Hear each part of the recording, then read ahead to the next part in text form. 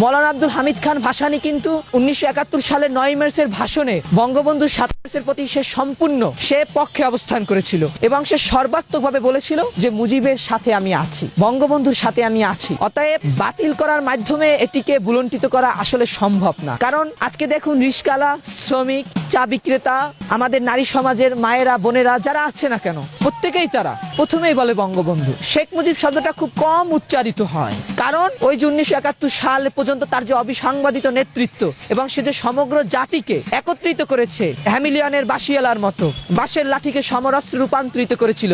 আমাদের যে মায়েরা রান্না করেছিল সেই মরিচের গুঁড়িও সেদিন সমরাস্ত্রে রূপান্তরিত হয়েছিল। যে কৃষকটা লাঙল দিয়ে ধান চাষ করছিল সেই লাঙল সেদিন অস্ত্রে পরিণত হয়েছিল। যে ছাত্র কলম ধরেছিল সেই কলম অস্ত্রে পরিণত হয়েছিল। যে কবিতা লিখেছিল সেই কবিতা সেদিন অস্ত্রে পরিণত হয়েছিল। সেদিন বিদ্রোহী কবিতা উচ্চারিত হয়েছিল। সেদিন উচ্চারিত হয়েছিল তুমি আসবে বলে হে স্বাধীনতা, আর কতবার ভাসতে হবে রক্ত গঙ্গায়। সেদিন নজরুলের ভাঙার গান উচ্চারিত হয়েছিল। মুকুন্দ দাস বিহারী ভয় কি মরণে রাখিতে সন্তানে মাতঙ্গে মেতেছে আজ সমর রঙ্গে, এমন আরো জাগরণের গান উচ্চারিত হয়েছিল।